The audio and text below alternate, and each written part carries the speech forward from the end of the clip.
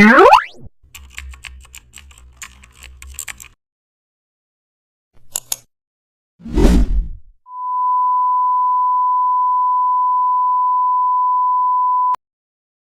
everyone, welcome back to the channel. Don't forget to like, share and subscribe for more updates.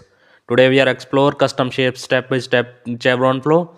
Create a new canvas in Photoshop. Select the custom shape tool from the shape picker. Choose a chevron or arrow black shape. Now draw one chevron pointing right. Change its fill color to primary color. Duplicate the chevron multiple times.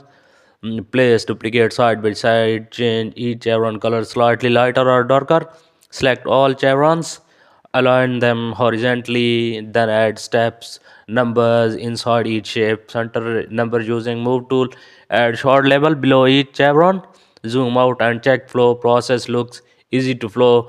Perfect for tutorials. Custom shape flow ready. Thanks for watching. Your product is ready.